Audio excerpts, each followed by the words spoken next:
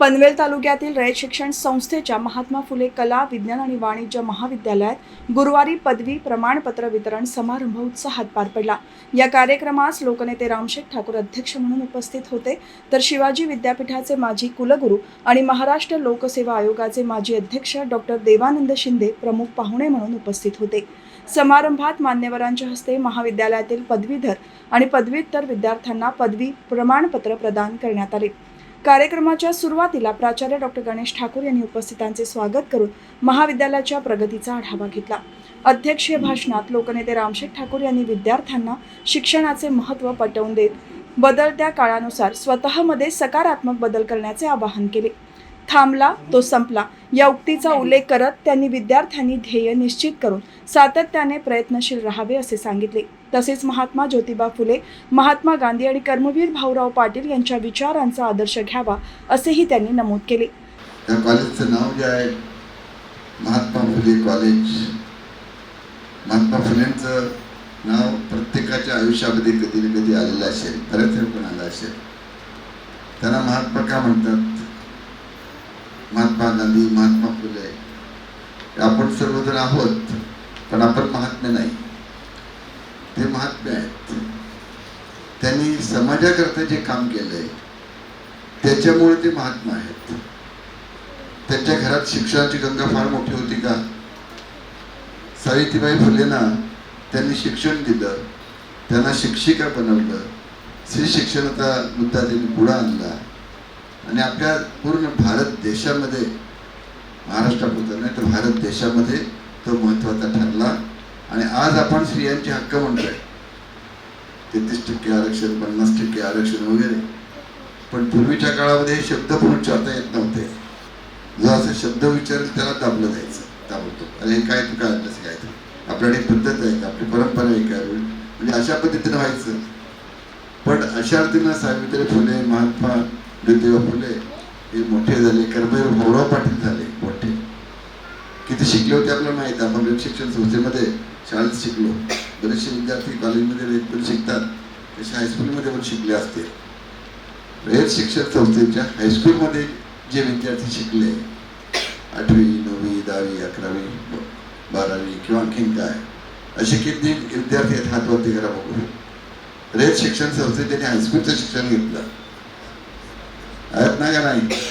आहेत। म्हणजे काही विद्यार्थी आपल्याला मॅट्रिक नंतर इथे आलेले दिसत आहेत। 11वी 12वी इथं पण आपल्याला आहे ना, जे ज्युनियर कॉलेज आपण म्हणतो की उच्च माध्यमिक, तेही या याच्यातून आहे। आता पनवेल साहेब असं झालेलं आहे की पूर्वी आमच्याकडे पनवेल म्हटलं किती विद्यार्थी इथं रयतमध्ये शिकले बोला, तर जवळजवळ 90% पेक्षा जास्त, 95% विद्यार्थी आहेत। कारण आमच्याकडे हायस्कूल जे आले इथं पनवेल, म्हणजे कॉलेज हे पहिलंच कॉलेज आहे। मी ज्या वेळा 68 मध्ये SSC झालो त्यावेळेस जुनी 11वी होती, नंतर 10वीची मॅट्रिक आली, तर त्यावेळेला पनवेलमध्ये कॉलेज नव्हतं। मी त्यावेळेला 68ला झालो, कॉलेज 70ला आलं, म्हणजे मला कॉलेज इथं नव्हतं, उरणला कॉलेज नाही, पनवेलला कॉलेज नाही, आणि म्हणून मला सातारला जावं लागलं। त्याच्यानंतर त्यावेळेला भरपूर कॉलेजेस इथं आली, नवीन पनवेल झालं, खांदा कॉलेज झालं, खारघर झालं, इथं आली कोकण भवन, भरपूर कॉलेजेस झाली, पण रयतशिवाय पर्याय नव्हता। त्यावेळेला रयतशिवाय पर्याय नव्हता।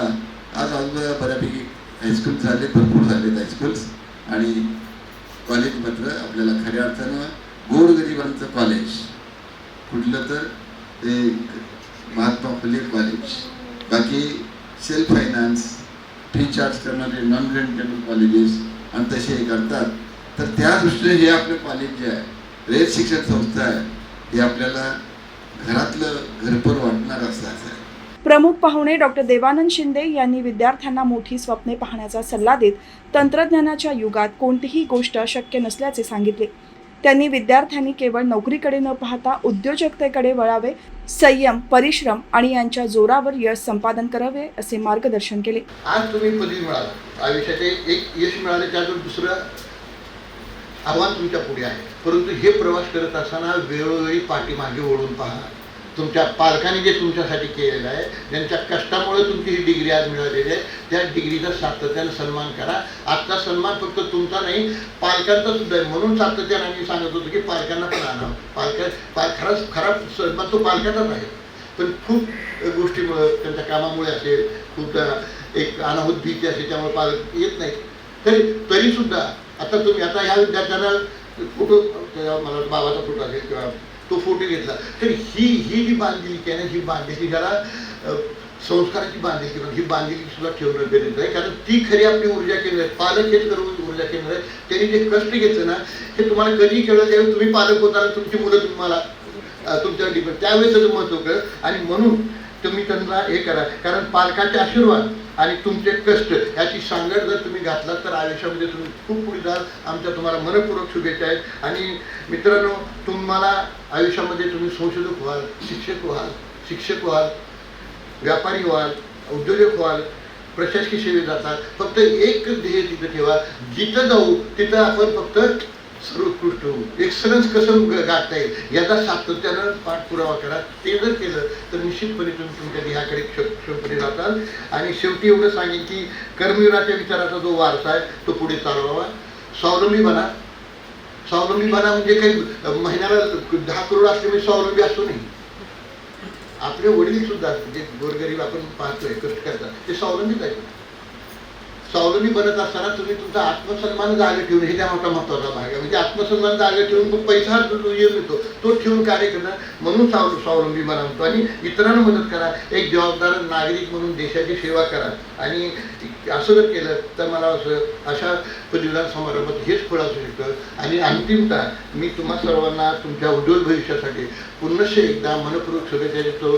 या कार्यक्रमास उपप्राचार्य डॉक्टर रमेश म्हात्रे, डॉक्टर लक्ष्मण गवळी, प्राध्यापक जनार्दन वारखडे, शिक्षकवृंद, विद्यार्थी आणि पालक मोठ्या संख्येने उपस्थित होते.